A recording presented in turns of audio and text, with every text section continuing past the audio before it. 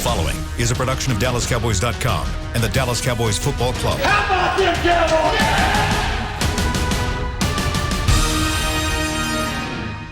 This is Talkin Cowboys.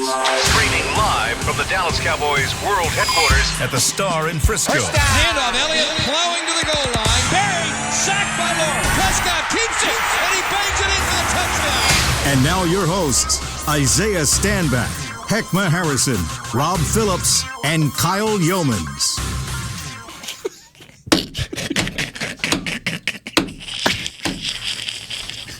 Yeah.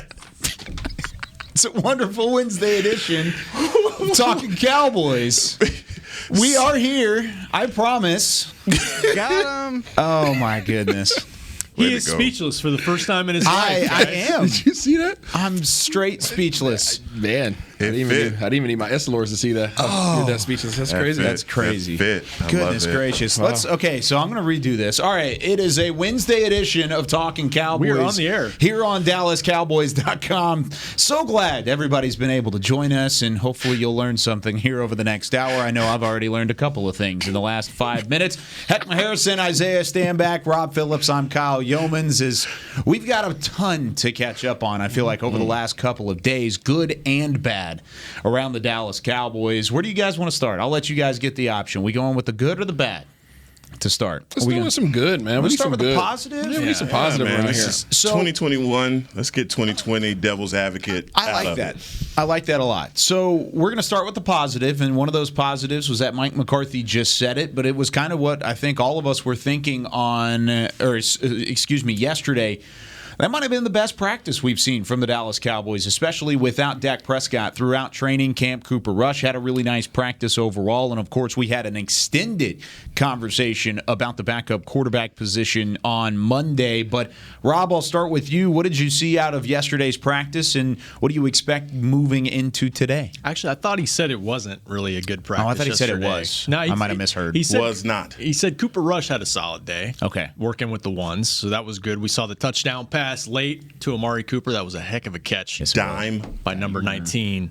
And if you want to go positive, we're starting positive. Yes. Dak Prescott's going to do more in practice today. That's huge. He's going to do some competitive stuff, Isaiah. Competition. 7-on-7 heck. Yeah. I don't know about team, but hey, beyond just individual throwing, which we saw more of yesterday. So that's a positive for number 4 QB1.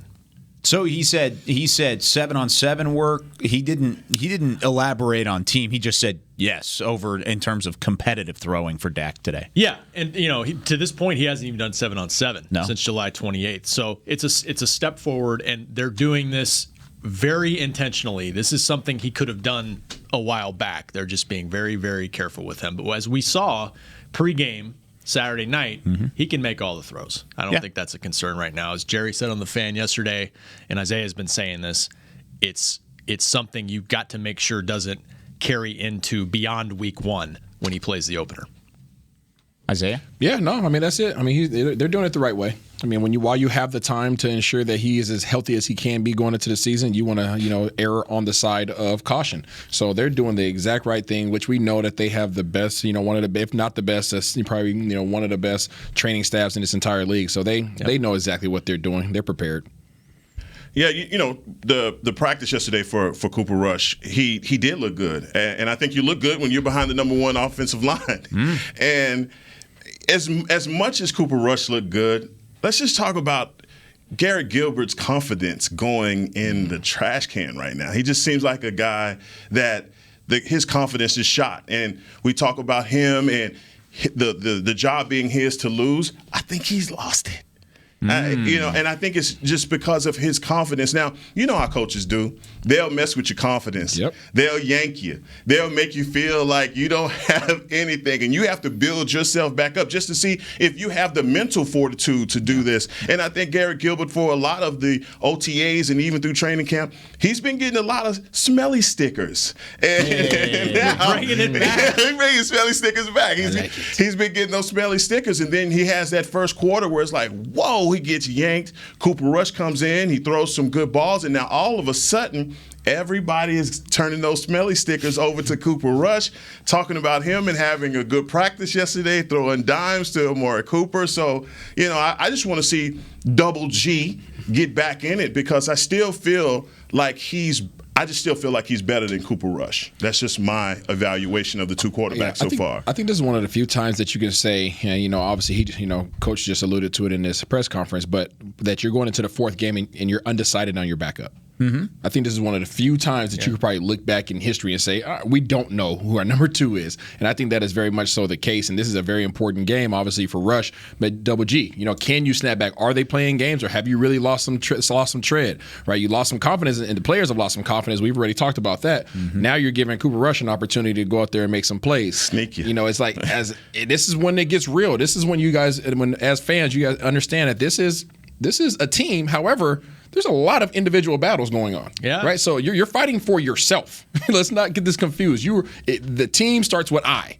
If there's no I, there's no team. Because the team is a collection of I's. Right? So you have to go out there and you have to compete for yourself. And in the process, you hope that you can obviously make some donations to the team. It is interesting because, Dak pulls himself out of practice July 28th. So from July 29th till August 20th, it's Cooper Rush is taking the second team reps, and it's Garrett Gilbert pretty much all the first team reps, Kyle. Yeah. In Oxnard, carrying over to here, and then all of a sudden we get to the game, and they want to balance it out a little bit. So it's interesting. It's interesting. Double G gave a reason. Right, Double G gave them a reason to look at Rush a little bit more intentfully. That was on Double G's fault. That was his fault. He for those who've never seen in the movie Friday, Debo used to creep in the window. If you left the window open, right, the neighborhood bully, his name was Debo. Oh, yeah. He would, if you left the window cracked open, he coming through that doggone door, coming through that window. Cooper Rush, Debo. I don't know. Cooper Rush creeping in your window. No.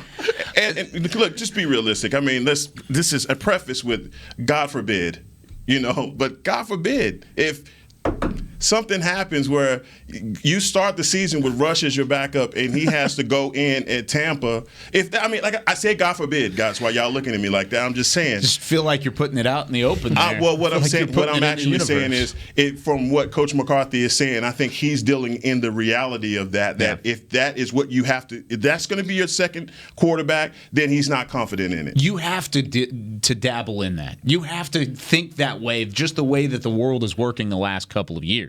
Because if not, you're going to be underprepared. You're not going to be prepared for something. If something were to happen to Dak Prescott, you got to have some sort of security. And right now, I don't think you do. And the crazy thing is kind of going back to what Isaiah was saying with keeping that window cracked was that had to happen, at least the moment when the coaching staff said, hey, Garrett Gilbert's giving us a reason to look at Cooper Rush a little bit more. That had to happen before the Texans game. It had to happen well before that. No, I think Cooper Rush has been practicing well now that he's a little healthier than he was early in camp. I think that's part of it. I don't think it's all Double G not doing enough. Sure. But I do think one other thing to remember, if y'all watched Hard Knocks last night, I don't know if everybody caught it. The end, Mike McCarthy, he said it in the press conference after the game, but also in the locker room, the turnover margin. Like, he is not happy with that. Ben DiNucci throws 3 picks. They were -4 in the game. That was the biggest problem this team had last year, one of the biggest problems. And Cooper Rush has done a better job of taking care of the ball at this point. And if you're coming in as the backup quarterback, that's number one. Is don't make a mistake. You got to be able to make plays, but you got to be able to get your team in the right plays, the right situations, and don't turn it over. And that's probably the best thing Cooper Rush does, in addition to being comfortable with the offense. Are you saying that Cooper Rush acknowledged what the most important thing to his coach was? And he chose to make sure that he tends to those needs? He has to this point. He did throw one up for grabs before halftime. Thank you. But I think he's just done the better job of the 3 in that regard in the reps that they've all had to this point. I'm still laughing about the defenses will bum rush us. I mean, if we start if either one though, right? I mean, either one. It's either one. Yeah, either one. We've all said this. I think I don't think any of us truly believe that our backup quarterback is on this roster right now. Not anymore. I thought that way going into Oxnard. Yeah, well, I never. I never thought that our backup quarterback was on this roster. Okay. And as we're seeing things happen around the league, there are other teams, like as I mentioned, right? As we get closer here, less and less opportunities to go out there and grab somebody. I mean, we saw what happened with Atlanta, who they went and got, and they just let you know there's not a lot out there in terms of quarterbacks. So we have to figure this out, and it's going to come down to this game. I was very bullish on our guy. I mean, You were. I was. I thought Double G had something. Oh, wow. I was. I mean, and that stock went. But you still think he does. Wow. Right? I you do. said you still think he's a better quarterback. I do. You just want him to be triple G. Instead of double G. It ain't going triple G. It's going. And I even call him G wagon. You know, if it's going backwards. GQ. Why is it always the backup quarterbacks that we're able to make the best names for? know, man. Yeah. Why is it Nucci Man and Gucci Danucci and I don't know, man. I acknowledge the efforts of these OG. guys, both of these guys. I acknowledge their efforts, and I think they've both done a tremendous job competing. They are not of the caliber of what we need coming off of what we faced last year, and that's factual. I thought we were starting on something positive. We did start. Yeah, we started We that started way. there. I mean, but this is the reality. This is the reality. This is our reality. 2 weeks from tomorrow, we're playing the best team in the world as of last year. Yes. And we're not secure in this particular position if something drastic was to happen. Yeah, I mean, I'm with you. Like, I'd be shocked if they don't do their diligence and look around once cuts happen and all that stuff. I'm not convinced that they won't just stick with what they have. I mean, I still think that's a possibility. Yeah, because even if they did get somebody, are they prepared for that game? Right. There's that too. Yeah. There's so many different aspects Yeah. that go into it, and you want one of those three guys to win the job. And I guess now you could kind of dwindle it down to two, but you want one of those two guys to win the job, and because it saves you money, it saves you heartache, it saves you preparation time, and you want Cooper Rush or Garrett Gilbert to be that guy. So we've talked enough about the backup quarterback position, I think, over last episode and then moving into today. But we do have some not so good news to report. The Cowboys added a couple more players to the COVID-19 protocol. DeMonte KZ was a part of that. So was Conor Williams, who we've already seen needed the reps in terms of his new responsibilities on the offensive line. Adds to quite the extensive list now. What is it now? 6 players, Rob, and then Dan Quinn a part of that as well? Yeah, 6 players. You mentioned KZ, Conor Williams, Malik Hooker, Israel Mukwamu, CeeDee Lamb, and Carlos Watkins, who did not play Saturday and left the stadium early along with Dan Quinn. So I think Mike McCarthy told us yesterday that 2 players were close contacts. So it's a confusing deal because there's different. Yeah, I mean, and Mike said it, like there's different variables and different rules for players and staff based on their vaccination status and whether they're close contact and all of those things. So to really know when guys are going to be eligible to come back, it just depends. And they're not really disclosing that. I can read you some of these rules, but I don't know if anybody wants to hear all that. But no, let's listen to it. I want to hear it. Okay, I mean, this is from the league. If a vaccinated, I think Mickey found this for me. If a vaccinated person tests positive and is asymptomatic, they're isolated, contact tracing.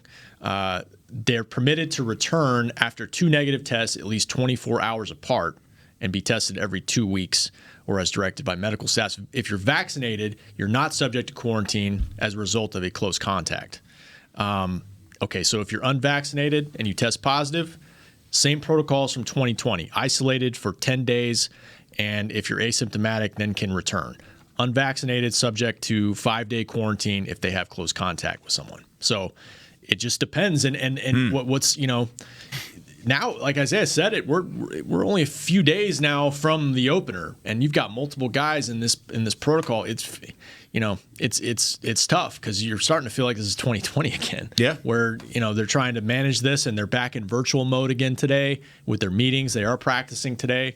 And Mike said their plan is to play this game, but you hope that there's nothing else that happens tomorrow because every day it's kind of been something new. And you even look at last year, and of course 2020 was crazy for everybody, more so than others, but there's more people in the COVID protocol now than there was last year at any point, right? Yeah. I mean, this is as big of an outbreak. I hate using that word, but that's kind of what it is. That's what Coach McCarthy said. That's what he said. Yeah, it was his direct quote. But, I mean, this is as much of an outbreak as the Cowboys have had to deal with. Yeah, and the NFL did not help anything this year. They made it more complicated than it's ever been. Obviously, we've been dealing with this for the last year. So now that you have all these different statuses and levels, and they created this division where if you're vaccinated, it's this treatment. If you're not vaccinated, it's this treatment. You don't want to see anybody. You don't want to see this virus going around. No. You don't want to see the virus going around. But the reality is, it is going around. We wish it was clear cut in terms of, hey, if you have the virus, this is what happens regardless of what your status is, regardless. But it's not that simple. And I think it's really complicated things, and it's made it more difficult for organizations to handle now because of the rules that they've set in stone. Now they have to go back and do contact tracing. Okay, how you distinguish whether the unvaccinated person had it first or the vaccinated person had it first. Okay, and then if you guys can't play the game, whose fault is it? Is it the vaccinated person's fault? Is it the unvaccinated person's fault? Is it a forfeit? Is it a reschedule? Yeah, does not happen? Yeah, does your organization and their organization lose their checks, or does this person have to go sit in a room for 5 days, or does that person have to sit in a room for 10 days? It's beyond confusing now. It's frustrating. I think they've made more of an issue of it now than it was last year. I disagree with you. Okay. And I feel as though the NFL has tried to incentivize teams to have their facilities vaccinated.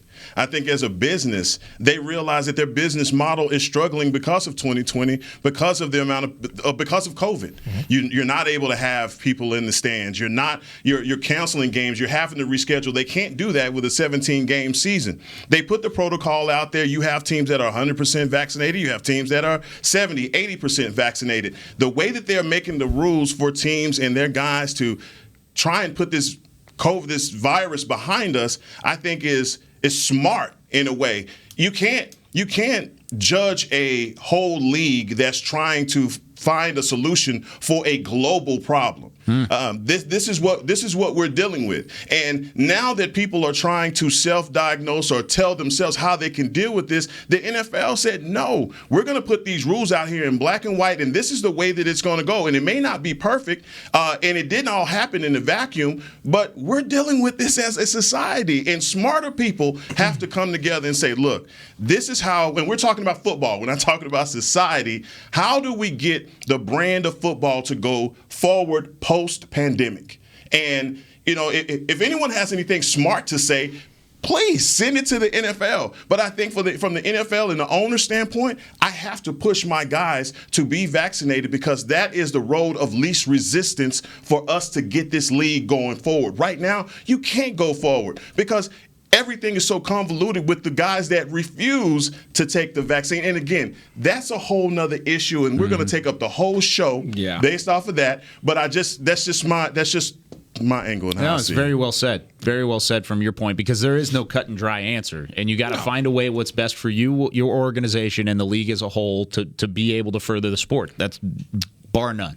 One other thing, as of Saturday, the Cowboys announced 93% of the roster is vaccinated. Mm-hmm. So vast majority, only a handful of players are not. So, your hope would be guys that have tested positive that are on this COVID list. Hopefully everybody feels better soon. And if they do have symptoms, it can get back relatively quickly. We'll see. But in the meantime, for practice, this was an issue yesterday, and it's an issue again today, even more so. Down to 4 safeties on the roster that are practicing today, and Trayvon Diggs at the cornerback position not practicing because of a non-COVID illness. So it's just coming in. Can't even have a stomach bug these days. Mike McCarthy's got to be like, man, this is just my team can't catch a break. But Donovan Wilson's got a growing injury too. The positive to all this, right? This is all very frustrating and all that, but the positive of this, if this is going to happen, you much rather it happen 2 weeks before your game than the week of. Absolutely. No doubt.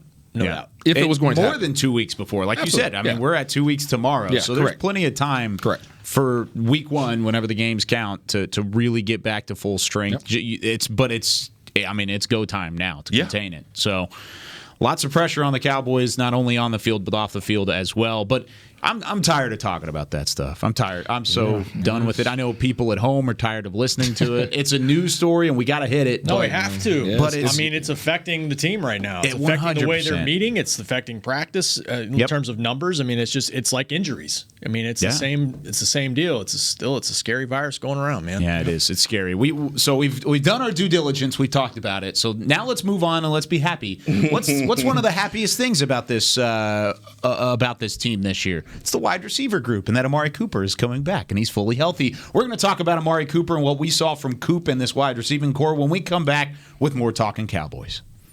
Honey, big news. Gary, are you okay? Oh, I'm not Gary anymore. I'm Jackie Flash. What? See, I want the latest smartphone, but the best deals are only for new customers. So, to get a new customer deal, I changed my name to Jackie Flash. Okay, but the best smartphone deals at AT&T are for everyone, new and existing customers. That's huge. Then guess who's getting a deal? Is it Jackie Flash? Jackie Flash. It's not complicated. At AT&T, our best smartphone deals are for everyone. Restrictions apply. Visit att.com for details. New Dr. Pepper Zero Sugar. You deserve it. I do deserve that. You deserve decadent flavor without sugar. And a day at the beach without sand getting everywhere. And a relaxing bath that your children don't interrupt. I deserve all that? It's really just a visual metaphor for Dr. Pepper Zero Sugar. Everything you want, nothing you don't. A visual metaphor on the radio. I do deserve that. Dr. Pepper Zero Sugar. The zero you deserve is finally here. Before there was a draft, you could size up a cowboy by 3 simple factors: the crease in his hat, the bend of his brim, and his unbending attitude. A man Stetson didn't just protect him from what life threw at him, it projected a rugged, unstoppable spirit. Stetson hats are still American-made with pride right here in Texas. They're still the unofficial crown of all self-respecting cowboys, and Stetson is proud to be on the field with America's team. Find a retailer nearest you at stetson.com/cowboys. There's nothing as unique as our eyes, which is why Essilor pioneers ways to make lenses as unique as you. Verilux for super sharp vision, Essential Blue for protection, and Crizal for freedom from glare. 3 cutting-edge solutions in a single unique lens. So whatever your needs, insist on Essilor. Visit your local Essilor experts and find the perfect lens for you. See more, do more, Essilor. Back to Talkin' Cowboys. Back here with Talkin' Cowboys. Whether you're watching from home or you're cheering in the stands, with Essilor lenses, you can see every exciting play. Book an appointment at your local Essilor experts and see what Essilor can do for you. See more, do more, Essilor on Talkin' Cowboys. We got a comment from yeah, we did the other day. It was really funny. Oh man, what was I got this? called it El Stupido. No, it was basically you got called a weirdo. Yeah. That's weirdo. What it was. Yeah, they were like Isaiah's matching up with Kyle is weird, and I was like, no, it's just tradition. It's a part of the bit. It's a part of the fun. We don't listen to that. It's okay. You don't listen to Twitter? If I did, bro. Nah. We appreciate everybody on Twitter. Oh, it was Tony, who's a very loyal listener and a great Cowboys If Tony fan. said it, I trust it. Donate. Yeah. By the way, you are crazy. By the way, since Shannon has been tooting the horn of Hanging with the Boys as the most searched Cowboys podcast on YouTube, whatever. Shannon. I'm just trying to find whatever card he can hold on to. I just want to throw it out there. Most used audio on Hard Knocks goes to this show. 100%. I think it's like a 5-0 lead on the rest of the other shows. Dude. Yeah. Right. You want to sprinkle that on there? Yeah. Let's just throw that up there. But just leave it up there. Yeah, just leave it up there. But and we've got a documentary coming out this week too, where it's only a Talkin' Cowboys voice on there too. But you know what? It's going to be 6-0 But one. Here's the thing about that. Oh my God. Jesus. When Shannon makes that statement about it being the most searched, it was when he wasn't on the show. Wow. Wow. So really, that's a dub for us too. Say it louder for the people in the back. Heck. I'm just saying. Who was hosting? This guy in a green shirt. Oh, Heckman's wearing a green shirt for those of you listening to just the audio. All right, let's talk about wide receivers and Amari Cooper, because let's take a little uptick. We're trying to have some fun here. We do love Shannon. Amari Cooper back out of practice, of course, last week. There was a big feature on him on Hard Knocks, kind of getting back into the mix. And then, yesterday just made a fantastic grab off a throw from Amari Cooper. Heckman, you were out of practice. What did you see from Amari yesterday outside of the fantastic grab? Man, we have to start putting some respect on that man's name. I know we are all waiting for CeeDee Lamb to emerge as what we believe he's going to be, but Amari Cooper is that right now today. Today, right now, that would be Tanitty if I could combine a word on this show.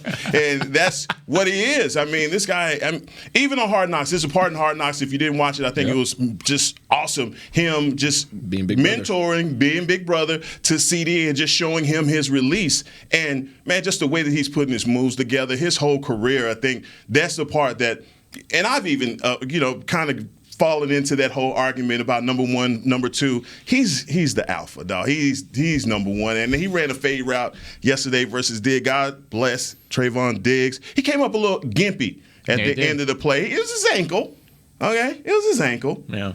But he faded him, boy. Faded him on the fade? Ooh, he faded him on the fade. He's a savvy vet. Oh, man. He lost him. Trayvon said he pushed off. Oh yeah, that's what you're supposed to say. That's what DBs say. Yeah. DBs always say that. I always say that. What was that guy from Utah? He always says that Jordan pushed off too, but the Gatorade commercial's still the same. Yeah. Brian Russell. Yeah. Still the same. Cornerbacks say that we push. Receivers say that they hold. It's just it's kind of a thing. Yeah, it is. Where does Amari rank in terms of the best route runners you've ever seen, Isaiah? Because he is as clean of a route runner as you could potentially get to. I mean, he is a top elite echelon of what that is as a receiver. I have to think about that one. I mean, he's definitely up there in terms of the league right now. Overall, you got guys that come to mind like Julio. Man. Like Julio's a freaking dog. Ridley.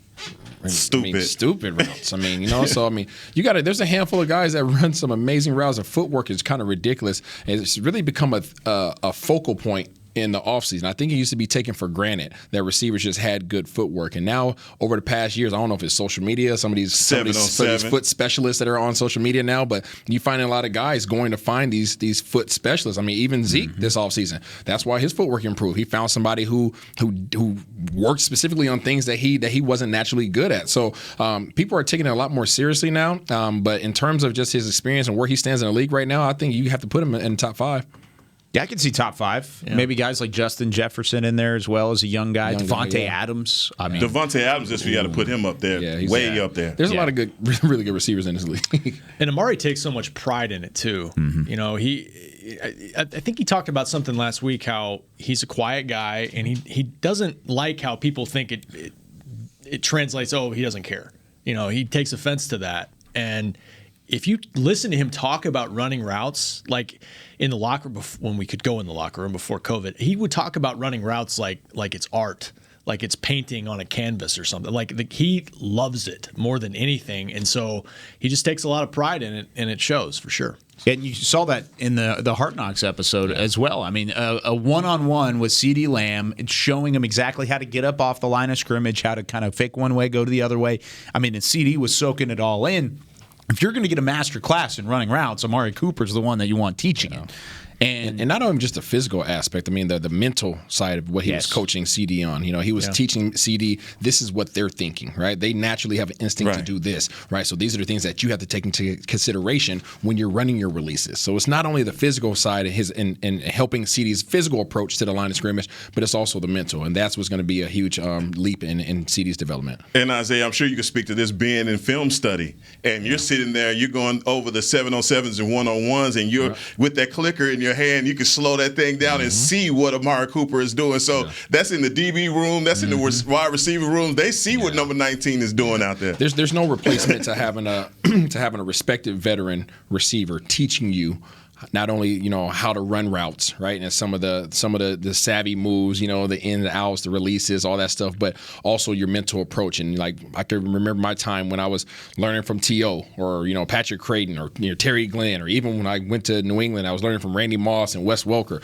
These dudes can run some routes now, and just to watch how they were already ahead of the game just by how guys lined up, right? When they line up at the line of scrimmage, there was times where Wes would Wes would freaking change our release. We were supposed to have a certain release, and he would put himself in motion just to gain leverage, come back, and on his way back from motion, he would tell me to take a different release than I was supposed to be taking based upon our the way the play was drawn up. And I would literally be looking over my shoulder like, what did he just tell me to go out? And I would do it, obviously. I'm not going to question Wes. And I would run it, and he would kill the person on the route. Not because of what he physically did, but because of what our alignment and leverage and all those different things. Just a little adjustments of those tweaks it's amazing to have somebody who understands the game at that level. And it makes everybody around him better. Yeah. As a whole. I mean, you mentioned it, having those conversations in the wide receiver room are great. And sure, all the young wide receivers are going to learn from that. Michael Gallup has certainly picked up some things from playing with Amari Cooper. But then you look across at the DB room, and we were talking about Trayvon Diggs earlier. His brother is a top 5 potential route runner in the NFL. So having both Stephon Diggs to learn from and Amari Cooper to learn from, and then you got the athleticism to go up against a guy like CeeDee Lamb. I mean, that's why Trayvon Diggs has an opportunity to grow. That's tough because you know what? You mentioned Stephon Diggs, and automatically I'm like, wow, the top 5 just got a lot more crowded because Stephon Diggs is probably one of the greatest route runners there is in the game right now. If we just want to put him up there. But you know, I value everything that you're talking about that veteran leadership, and also I love the fact that CD understands that and realizes that he has this tree of wisdom to go to talk about what's happening in game, and just him tapping into that, I think will make the difference on this offense, and especially making the difference in this wide receiver room. Yeah, another thing that stuck out about Hard Knocks last night, it was a couple seconds after Amari Cooper and CeeDee Lamb were talking. How about CeeDee Lamb talking smack with Micah Parsons a little bit? That was fun to watch. I mean, those are 2 young guys, Rob, that you want to show that edge. I mean, that's one of the big things that the Cowboys needed in the offseason was an edge, a little nastiness. And even Micah Parsons as a rookie coming in and showing that off was good to see. Tank was asked about kind of his impact in the room as a rookie coming in, and he said, yeah, he talks a lot of S. So he does. I mean, you can see it on Hard Knocks, and I think that's good. You know, as long as he's into his assignments and trying to learn and pick everything up, which everything we've heard is that he does that, and he's doing it really well. You're right. He brings kind of that edge, and he brings speed, 4'3", 250 pounds running a 4'3", and he's physical. This is amazing. That's like the biggest things this defense wanted. They wanted to get faster and more physical and maybe have more of that edge. And he brings all those 3 things as the 12th pick in the draft. Yeah, CD, leave that man alone. But when you think about the best linebackers in history, most of them had an edge. Most of them talked a little bit. Ray Lewis. Ray? Right? I mean, who else would you put up there? I mean, you think about some of the quiet guys, you know, Willis and Wagner. Those guys don't talk a whole lot. Clay Matthews. Clay talked. I thought he talked. Clay talked. Okay. Urlacher probably did. Mike Singletary. Singletary just looked at you with his eyes. His eyes talked. Sick and Bears. Yeah, his eyes talked, right? So when you start thinking about some of these really good linebackers in the history of the NFL, majority of them had a little bit of an edge. You know, you start even talking about Harrison from Pittsburgh. What about Charles Harrison Haley? scared the crap out of you. You know, like yes, we edge, had yes. Yeah. For Haley, yes. Yeah. You want to know where those guys are at on the field. No, and you want I want my linebacker just a touch crazy. I want him to be touched. A little nut loose. A little touched. You know, not all the way crazy, but just touched a little bit. Yeah. You know, and Micah, he's a phenomenal kid, and you can see his personality in his interviews. So, I mean, look, it's going to be a 17-game season. We're getting a sample size of him in the preseason, and now we're seeing him on Hard Knocks. Now, are we gonna get into Hard Knocks? Because there's a lot. You know, I watched it and I had my popcorn. Okay. I loved it. Well, yeah, tell me about it. What'd you think? Did you see the drone shot, first of all? Oh, my gosh. It was awesome. Did y'all see the Field of Dreams game between the White Sox and the Yankees? Yeah. It's like they saw that on Fox, which is really cool. Like going through the house and stuff, and they're like, I see that, and I raise you the star. The star. Yeah. That was incredible. That was amazing. And just getting calls from friends saying, man, that is sick. The building is sick. And I'm like, yeah, I don't even know the half, man. This is. See, that's the thing is it showed a lot. It showed a lot, but it didn't show it all. No, it didn't. And, you know, I'm just going to say my favorite part was Jerry on the helicopter. Jerry on the helicopter was my favorite part. When the guy says, "Hey, is it okay? So we got to go back and pick up Steven," and he says it. He's just like, "Yeah, sure, no problem. No problem. Just go back and pick him up. I guess we're just going to start the day by effing it up." and it was hilarious because it just showed that. You look at Jerry Jones, the billionaire, the team he's a dad, and he's going to talk a bit. These are his kids, no matter what. I just love that part because I'd be the same way about my son. He's just going to start the day by messing it up, kid. That's pretty funny. It was weird the other day when we had the conversation with Jerry on the sideline for pregame, and then Steven came in a couple seconds later. I was kind of pitching a question to Steven, and I was like, I asked your father this a couple moments ago, and in my head I was like, I don't know if I've ever really said that out loud. It's such a business family atmosphere. But it's his father. But it is his father, and it was I don't know if I've ever really said it that way before. It was kind of interesting. But that one also reminded me of that was the fact that he was like, yeah, well, let me throw a jab at him here and there. Isaiah, did you get to watch it? Yeah, I'm actually watching it right now. The drone shot. They must have had on the goggles, little FPV goggles, because this. That was ridiculous. It's nuts. That's ridiculous. I have a drone, and yeah, I would have. Could you have flown through the car and all that? Okay. No, I wouldn't have got that far. I wouldn't have got that far. No. Little huddle, little tinfoil huddle. I would have. Yeah, I would have. Yeah. Insurance policy claim. Shout out to Danny Surek and Ted she Barnett was on there. in our crew. That when you first went in through the Ford Center, man. Danny getting some shine. Nice little cameo. Superstars. How about Jonathan Jackson? Talk about a cameo. Talk about a superstar. Yeah. The guy's talking smack to Dak and Zeke. Don't ask me to play anymore. You'll lose all your money. He's not going to be here in 2 weeks. He's going to go to Hollywood. He'll be Jonathan Jackson in Hollywood. What was so I think about that story is that how the lineage of his family that's worked within the organization. That is crazy. Fourth generation. I didn't know that. I knew about nuts. it. His dad was here for many years, but I great grandfather. Yeah. That is uncle. This is nuts, man. I think that's phenomenal. When Dak said he's Cowboy royalty, well, I think kind of is. And one of the nicest people you'll ever meet.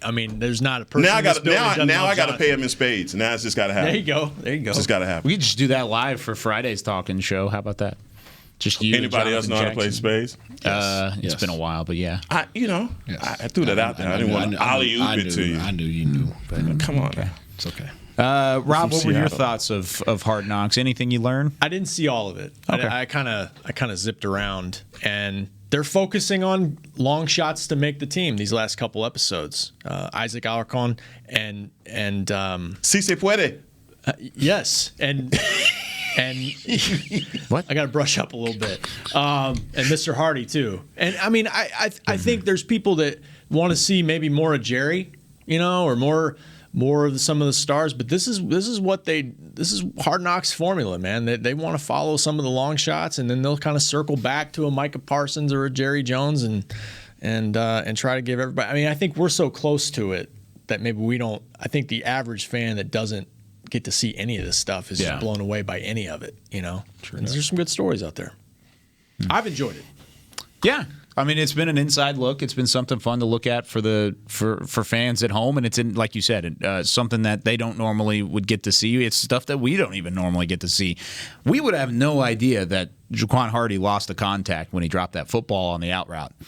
Had no idea, and he was like, I can't see. He's like, oh man, I dropped the contact. I like Skip Pete in there as well, kind of at the running back table, saying, dude, if you lose a contact, don't try and be a hero and stay in the game. Get out of the game. Are you kidding me? How can you can't see? How can you play running back and have goggles and not know who Eric Dickerson is? That's sacrilegious. That's a great question. I don't know how you don't know It's like playing basketball and not know who Horace Grant is. There you go. Or Bill Cartwright. The thing I relate to the most is Dak's fear of haunted houses. That's me too. That was kind of. I've been to one in my life, and I'll never go back. Really? Yeah. Oh, we're going. Yeah, we're going as a team. Should we go as a team? Yeah, that just happened. I hate him too, but I would do that because that'd be fun content. I wanted to go to the scariest one. So, matter of fact, all right. Yeah, the scariest. Let's do it. Talkin Nation out there. Talkin Nation. If you guys have any suggestions in terms of where our crew should go for the haunted house, the scariest haunted house you can find, not the ones where you have to sign the waivers and all. We're not doing nothing that crazy because I swing at people. If you guys have a suggestion, send it in and we're going. Hey. We there. Are I got you with dog. me? You can walk behind me. Okay, you guys tell us how it goes. Because this is going. We're happy. Heck and I'll That's stay the back. thing. Well, that's the thing is I hate him too. I thought you grew up in the streets. I would go for I this. did. I didn't grow up in a haunted house. You know what I mean? Every day was haunted.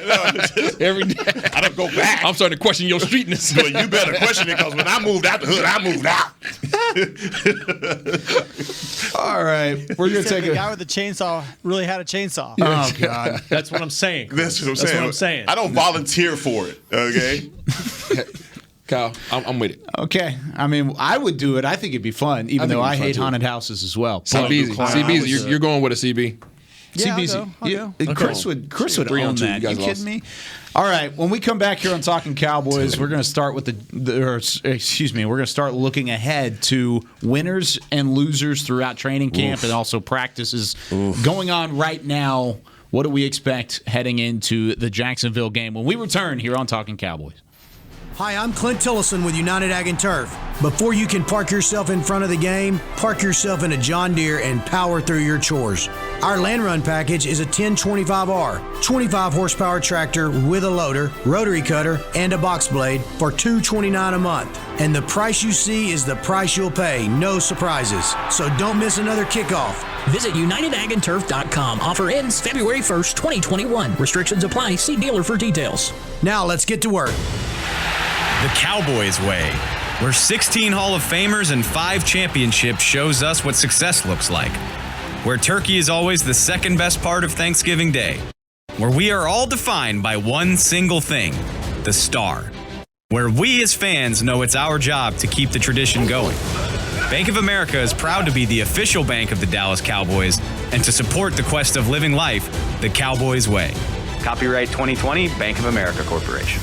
Want to use what the pros use? How about the official men's skincare brand of the Dallas Cowboys, Jack Black? Right now, you can get the Jack Black Starter, a curated collection of Cowboys locker room favorites for just $10 with free shipping. The starter includes 4 Jack Black skincare favorites, plus a full-sized intense therapy lip balm. Go to getjackblack.com/Cowboys and use the code word TEAMJB. That's getjackblack.com/Cowboys. The Jack Black Starter, $10, free shipping. Honey, big news. Gary, are you okay? Oh, I'm not Gary anymore. I'm Jackie Flash. What? See, I want the latest smartphone, but the best deals are only for new customers. So, to get a new customer deal, I changed my name to Jackie Flash. Okay, but the best smartphone deals at AT&T are for everyone, new and existing customers. That's huge. Then guess who's getting a deal? Is it Jackie Flash? Jackie Flash. It's not complicated. At AT&T, our best smartphone deals are for everyone. Restrictions apply. Visit att.com for details. Back to Talkin' Cowboys. The final Cowboys preseason game is this Sunday, August 29th at AT&T Stadium. Don't miss your last chance to see the Cowboys prepare for the 2021 season. A limited number of single-game tickets are on sale now. Get yours today at DallasCowboys.com/tickets. And we started off the show with good news and bad news, right? Yeah. We got a little more bad news for you. Come on. Reports that Rico Daddle is headed to IR. Second-year running back. From what? Apparently it's a hip injury. That and that would mean he's done for the season, I believe. Yeah, that really is bad. I That like sucks. him. He was having a good camp. He was having a heck of a camp. Yeah. He was running the heck out the ball in preseason. That sucks. Kyle's speechless again. Second time this show. Because I really like Rico him, Daddle. I liked him as a special teams potential. I liked him as a third running back I like option. him as a third running back. A receiver out of the backfield. He could have done a lot of different things for that special offense. teams guy. That running back room's been hit. Yeah. Both of those losses this year, those are major. Yep. Let's just keep those first 2 guys healthy for sure. Moving forward. That would be, that's a bummer, man. Yeah. Because after that, like you said, it's taken a bit of a hit. So there you go. Rico Daddle expected to go to IR and take a little bit of time. That's it, P. That's it for you. Nah, it's yeah. No mas. Don't look at nothing else. Y'all take us home. So, you know what? I'm going to take the second part out of the initial tease that I had. We were going to do winners and losers of training camp so far. Let's just do winners of training camp. I skewed it too much. Yeah, no, I'm going back to the positive we side. got some losers though. Okay, that's fine. We can still do it. Just let's take it easy on the losers, okay? Okay. You want to go first? Sure, fine. Okay, winners and losers of training camp. So my winner and loser, or my I'm going to start with my loser of training camp. I'm going to put my man Jalen Smith on the losing category of training camp. And the reason I say this is because obviously Jalen fighting back from drop foot, all of that, miraculous, has been productive except for last year. And look, had 150 tackles, finished top 5 in the league. However, they drafted in Micah Parsons in what I consider to be and you don't have an Apple, so the iOS upgrade. Basically, it's like your phone starts doing things you never thought it could do. You see Micah Parsons out there doing things from a linebacker standpoint that you never thought you would see a linebacker do in the multiple ways that they play him. I just believe that his speed and all of that for Jalen has got to have him taking a little bit of back. Winner in training camp has to be my guy Kennedy. I think he's come out on top. I think he's shown his worth, and I also think that because of his production, it's making a lot of hard decisions for the guys that are trying to put this 53 together. So if I'm going to go winners and losers, Maurice Kennedy is the winner and Jalen Smith is the loser. That's really good. Isaiah? On the losing side, I'm going with Jordan Lewis. I think that we've heard a lot about the competition revolving around him. Haven't really heard his name much at all in regards to making plays, having good practices, having impact. And for the amount of money that they're paying him, I think he kind of wants to be in some of those conversations. Yeah. So I think he's putting himself in a very tricky situation as these 53-man cuts come around, whether it comes in the form of trade or cut. I think he's put himself in that conversation. So he's the loser in my eyes. I think winner is Keanu Neil. I think he came in with question marks regarding does he fit, right? Obviously, he knows the system, but does he fit in this defense? Is he going to be safety? Is he going to be linebacker? Is he healthy? Can he play, right? Can he be productive? Is he going to be the leader that we expect him to be? And I think he's checked all those boxes. Starting with the losing side, I'm not calling anybody a loser, just saying that it's not going in their way. Rob's office is upstairs. Yeah, there you go. You'll find my cube up there. Corner office. Got a big plaque that's got my name on it. Chauncey, Golston, and Josh Ball. 2 draft picks who have really not been able to practice at all. I mean, Golston gets hurt in the conditioning run before camp starts, and I think he's getting closer, but it's tough because he's trying to earn playing time in that defensive line rotation. Josh Ball was supposed to compete for the swing tackle job. That's just not realistic at this point. So that's tough. When you're a rookie coming in, I think they're both going to make the team, but to play and be impactful your rookie year, I think that's going to be tough. Winner, and I'll go with the rookies again. Osa Odighizuwa to me has been really, really good, and he just seems to get more active up front with that inside rush, and it makes me feel better about the defensive tackle depth without Neville Gallimore for a few weeks. I mean, I know they're inexperienced there to a large degree, but if he can keep this up, he's got a chance to be, part of this rotation. Maybe start, if not start.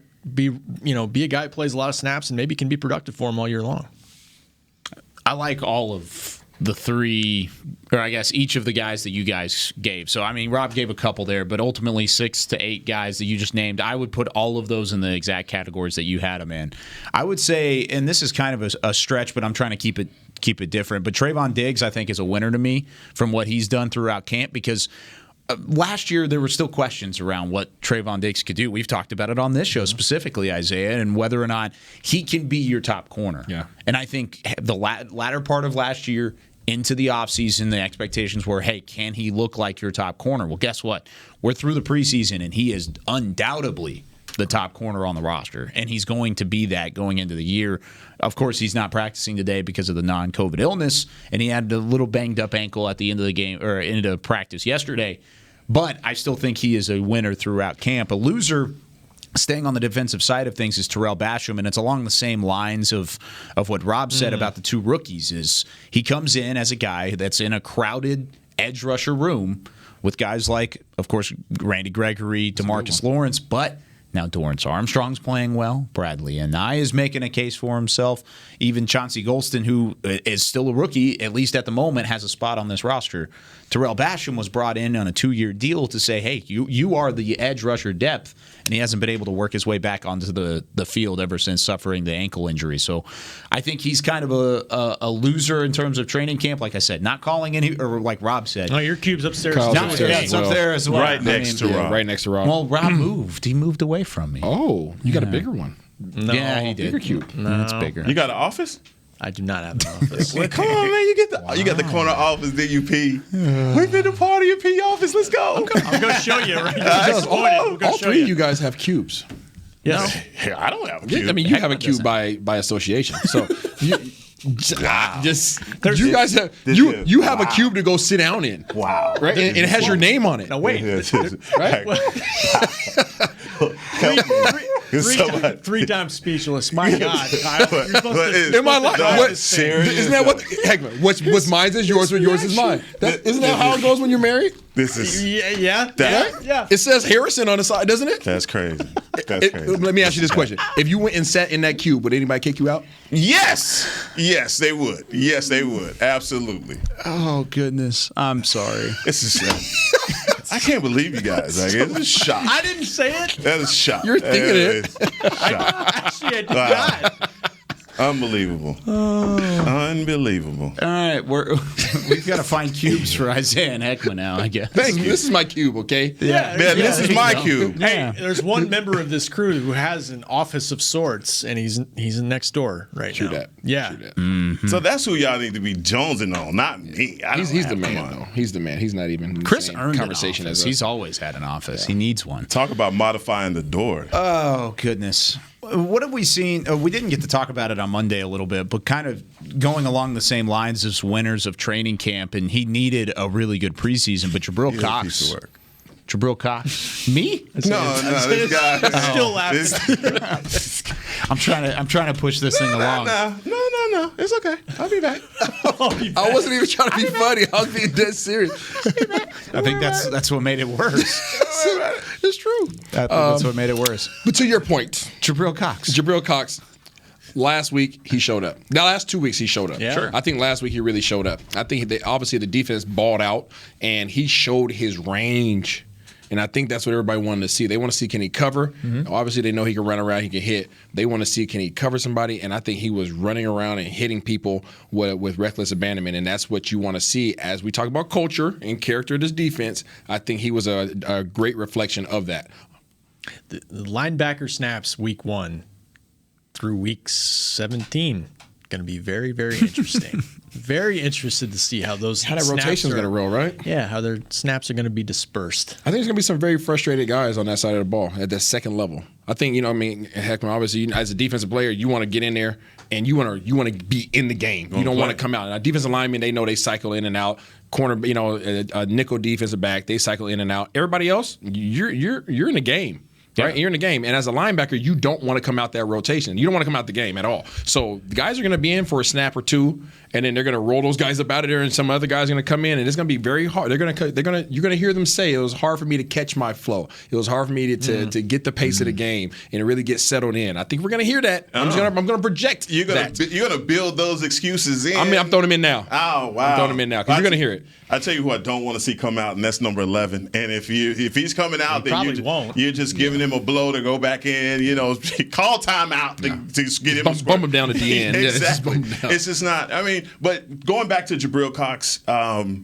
Just one of those names that a lot of people were high up on. I think getting started in the league, coming into OTAs, people didn't think that they saw the spark there from number 48. But as training camp progresses, he's had some preseason games under his belt. You're seeing him do great things in special teams. And you always talk about this, a guy's path to getting playing time is getting those special teams reps. He's done really good things with that. But when you look at this season, preseason all the way through, all of these guys are going to play. Absolutely. Every last one of these guys guys are going to play. All because five. Keanu Neil involved. But the length of the season and just the way, I mean, Jesse Holly's favorite word is football is fluid, So things are always going to happen, and these guys are going to get an opportunity to shine. And for Jabril Cox, it's like if he can just kind of settle into a role defensively, I think that may just building that competition and culture that we're talking about, it may spell the end for the Wolf Hunter. I don't know.